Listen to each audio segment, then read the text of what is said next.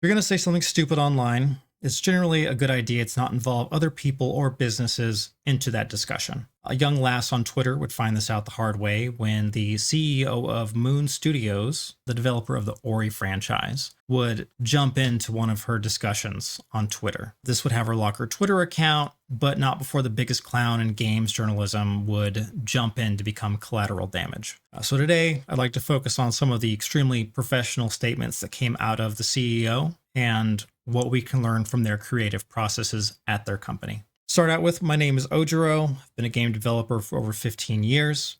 If you've been here before, I'm glad to have you back. And if you're new to the channel, feel free to subscribe for games related content. So starting out, let's talk about the distinction between someone that is a game developer or someone that just works in the games industry. For example, I say I am a game developer. I work on the programming side. I've done a lot of client work for like a decade in various languages, most recently using Unreal and Unity.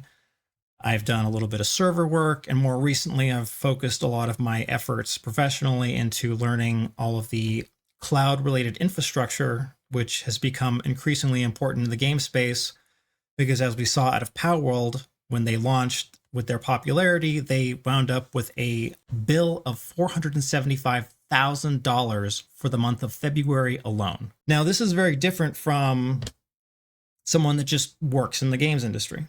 There are a lot of people that do not build the games that work in the games industry. For example, we've got generally HR at every major company. We have a finance unit that is going to make sure that everything is up to snuff with their books. We're going to generally have marketing teams that are largely indistinguishable from a lot of other software development places in terms of the marketing practices. Those are all people that, because they work at a game company or in assisting game companies, are part of the games industry. Now, an individual on Twitter that goes by Quelaag, based off of one of the sexy spider bosses from Dark Souls, would go off on a rant, starting out with talking about how DEI consulting companies don't bully studios, games aren't falling apart due to conspiracies, it's because of insanely high interest rates and poor investment decisions, and this would somehow lead to her talking about how she doesn't like people going to the gym. It's generally not a very well put together thread. I saw it when it came out, thought it was stupid, didn't think anything of it to talk about. Sadly, I didn't take any images because by the time I realized that she had locked her account, it was like way too late. So now I've got these tweets from Grums, which I super appreciate, but he doesn't use dark mode. So editing this at night is going to destroy my eyes. She would come out and say that she worked in the games industry. She was part of UX R&D with game production, but she would post pictures of Ori and the Will of the Wisps. Over time, this would lead people to talking to folks from Moon Studios, the developer of Ori, saying, hey, is this a person that worked for you? She's being kind of an asshole on Twitter. And the CEO that was the director of both Ori games jumps in to say that he was the director and he doesn't know who she is or how she was affiliated with Ori.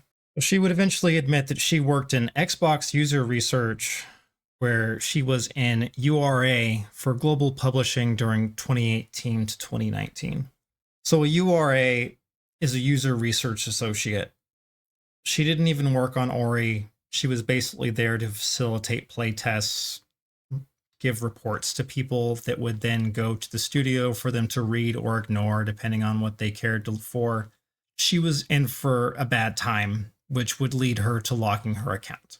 Now, I don't have any ill will towards this individual. I hope this is a learning opportunity for her. She's pretty junior as far as someone in the games industry. And as far as I can see, she hasn't done anything to harm any brands or franchises. Just really dumb social media reactions on her end. Now, if it were just that, this would be the end of the story. It wouldn't be worth making a video over because there's a lot of dumb people on Twitter that say stupid things. However, as people would dogpile on her to be like, hey, you made it seem like you were someone that helped build Ori through your various tweets, talking from a point of authority. And this would lead Alyssa Mercante to jump in to do what Alyssa Mercante does and immediately jump into calling him a dickhead, to which he responds, "I don't know who you are." And then she posts a piece from a Kotaku article from a few years back that was a hit piece. But from this interaction, this would lead him to make a fantastic tweet where he talks about the creative process that you're going to see at Moon Studios. So what we're going to do is we're going to go over this tweet in its entirety, and then let's talk a little bit about that creative process and some of the things that I've seen at other studios I've worked at. "Hey, Alyssa, you're apparently a journalist from Kotaku, so I'm guessing you haven't worked in actual game development yet. Let me try and explain the thing you posted about, which I'm guessing was that from that hit piece from a few years back. Yes, I'm guilty of what's stated in that image, and that's okay because this is the normal creative process. We brought lots of veterans into Moon because generally great people want to get the opportunity to work on great projects, and that's our goal at Moon. We always set out to create the kind of games that we'd love to play ourselves. That fills some hole in the market because for some reason these holes haven't been filled yet. And so we're all incredibly passionate about what we do. With great talent comes a lot of enthusiasm and passion, which absolutely leads to arguments because ultimately everyone is working hard on getting their vision into the game. But also, everyone at Moon understands that we're working together as a team. So the point of these arguments is to try and convince each other why this or that solution would be the best thing for the game we're making. And the best solution ought to win. Most of the times, the beauty behind these arguments is that everyone gets a chance to contribute, and more often than not, the actual solution will be the one that ultimately everyone contributed to because we're dealing with a very complex issue all the time, and complex problems often also need complex solutions. It's often a chaotic process, but it's controlled chaos. And yes, absolutely every now and then I have to put my foot down and set the direction because I'm the game director, and ultimately it's my responsibility to ensure that everyone knows where things are headed and that decisions get made. And yes, it also happened that I agreed to a certain decision, playtested some more, and changed the direction after. Again, to me, this is a normal part of the process since things get clearer and clearer the more stuff gets implemented and the more we play and test. To me, all this is just how creative work happens. It can be painful, but my job, like any good director, is to understand what's going on and make sure the right decisions get made, even if some work might get rendered useless in the process. See here, even Miyamoto is guilty of that. A few years back, we hired some folks that didn't really fit our culture, so we had to part ways with them, and then this article happened. Wasn't a great feeling to see some ex-Moon folks talk badly behind our backs, but ultimately, it just made it clear that these folks shouldn't have worked at Moon in the first place, and I hope they're happier now, wherever they landed. I don't know why you're out here cursing out game developers and what your whole deal is, but I hope that gives you some insight into the creative process and its messiness and beauty. I hope you have a nice day. Yours, Dickhead." And to make sure that she had the last word on the matter, she would respond, "I ain't reading all that. I'm happy for you though, or sorry that happened."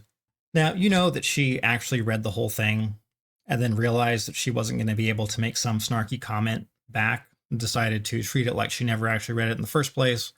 But we'll put that idiot aside. We can at least appreciate the fact that we got this great statement out of the CEO of Moon that we can go over now. Now, for creative process for a lot of games, you are going to have a lot of people get together and get very passionate about things. And depending on how passionate people are on certain things, you're going to get some people get really heated with their particular opinions. And yes, the goal is to find the best solution for what you are making, ideally one that is user focused and not just focused on whatever some person wants to do because they want their particular code or their particular art to be used. You come together, you have these conversations, you make your decisions, and then you test them out. And then you iterate on that process. It's supposed to be very iterative. So we make decisions. Sprint is generally a 2-week block of time. you review that work, and then various individuals will play test certain things, and then you will say, is it good? Yes, no, maybe. Sometimes time will pass and you'll go back and revisit it. That's perfectly fine. That's just how the whole process works. That is the process working. You go in, treat it like an iterative process, and you have these conversations at every major point so that you can, in the planning phase where you're having these conversations, get as good of an idea as you can.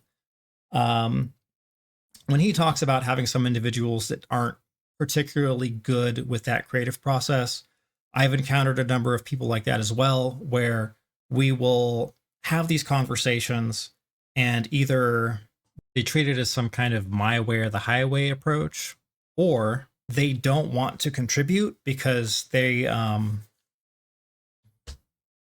like they don't want to deal with any conflict, so they just stay silent.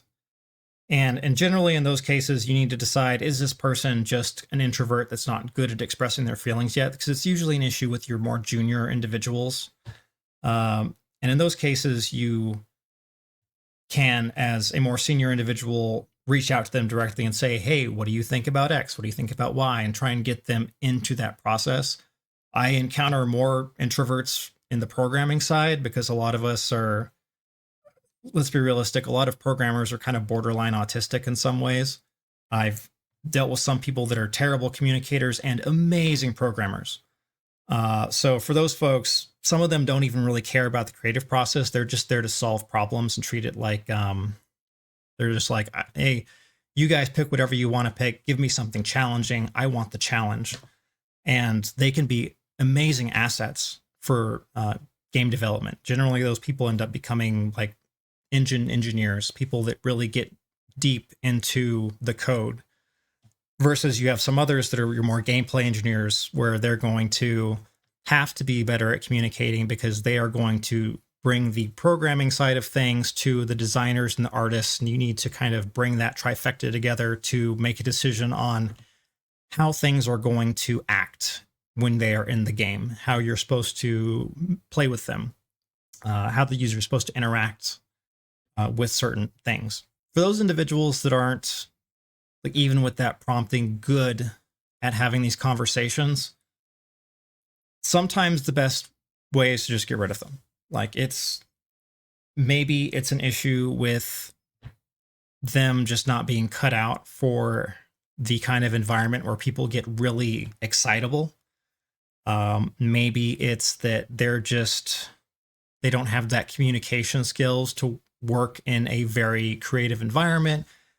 Maybe they're not good and they just have managed to get through the hiring process because they passed, from my perspective as a programmer, they looked good on paper for programming. And then once they got in and started the process, they're just kind of meh.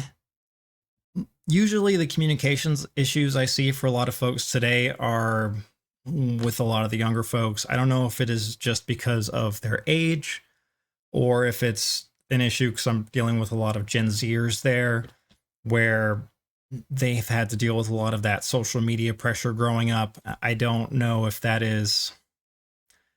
So it's hard for me to gauge if that is an age issue or like a generation issue. If you're someone that's older that has had to deal with young millennials and Gen Zers to kind of give your comparisons, I'd appreciate reading that down in the comments if you would be so kind to leave a comment. But yeah, for those times where we've had individuals that didn't work out and you let them go, that should be the end of it. You say, like, look, it's not working out. Sometimes you wait until there's like a round of layoffs, then you just put them on the short list. But what should never happen when somebody gets let go is they go to a journalist. If they believe that there is some kind of unlawful activity with a hostile workplace, they can go to a lawyer, and that lawyer can advise them on if they have a case or not. But generally, if your first response is to getting fired for doing a bad job is to go to a journalist, I'm going to assume that you are a deeply shitty employee, because that is not appropriate. There's, like, if these individuals are truly alleging like a sexist workplace, then that's a matter for a lawyer. You can go there, and if they say that you have a case, generally everything's kept under wraps. Parties talk. If there's actually an issue, there's a settlement. But why would you immediately jump into Kotaku of all places? Like, this isn't like, this piece is from 2 years ago. Kotaku had already had like next to no reputation left. So I am going to super agree with the CEO of Moon here and say the people that he fired should never have been there in the first place. If they could not handle a creative process where you're going to have a bunch of passionate people around, and they couldn't take that kind of criticism for their suggestions, or if they wanted to push their ideas over others instead of working in that collaborative process, they needed to go. And that is just how it's going to be for any kind of game studio, because you need everyone to come together with that kind of mindset. If you have someone that jumps in and they're like, I have the best ideas and you all are idiots, you just fire that person. They cannot work there. They will make it miserable for everybody. You cannot have any kind of toxicity or this like absolutism where some people are like, well, I'm the best because of X, Y, and Z. Because no one's the best. We all have our own perspectives, and we come together with our own perspectives to come together and figure out what the solution is. Hell, sometimes we'll come up with a solution and then I'll say, you know what, there's a section here or there where I'm not super clear on. Can we just talk about this again? So that, because if I'm confused as a more senior person, we've probably got some more junior folks in this room that are also unclear, but they do not have the experience and the confidence to jump forward and say, hey, I don't understand these sections. So we just keep going over it until it is extremely clear with everyone, and make sure that we all have the same vision of what needs to come together. And then once we have that vision, we can break that vision down into tasks, and then we can break those tasks into timeframes on when we can get that work in and tested and iterated upon. So with Quelaag, I can't condone making stupid statements online. I really hope this is a learning opportunity for her. I do really like seeing this more recent trend of having CEOs of various game companies come out and just really be for the fans and very professional about the whole process. Recently, we saw Saber Interactive, the developers of Space Marine 2, come out and say they loved making games for fans and they appreciated all the fans. And now here we've got the head of Moon Studios just coming out and saying, look, I need to make sure that my studio is not dragged through the mud by an individual making mean statements online and calling people names. You shouldn't call people names online. Let's be professional. And then when attacked by a Kotaku journalist, was like, let me break down the creative process for you. Because this creative process he's talking about at Moon is going to be a creative process that you're going to see in all sorts of game companies. It is not terribly different no matter where you go, because that process works. There is no single individual with all the answers. Everyone works together. And yes, it is the role of the director in the end of the day to say yes or no and change things. It is not different if it is a creative director. It is not different if it is a technical director. It is their job to look at the conversation and make that final decision of yes or no. And sometimes they'll get decisions, they'll just say, look, none of these are good, especially from the technical side, where some people will say, we want to do X, Y, and Z. And then it's just like, foundationally, this is not the kind of investment of technology that we want to make. So we need to start over again. And that happens. And that has to happen. That is their role with their seniority to make those decisions. So I super appreciate that Alyssa Mercante jumped in to run her mouth so that we would get this statement out of the head of Moon Studios. It's really lovely to see this kind of professionalism out of a lot of my colleagues in the industry. But that is all I have for today. Thank you for your time, and subscribe if you would like to see other future games related content. Farewell.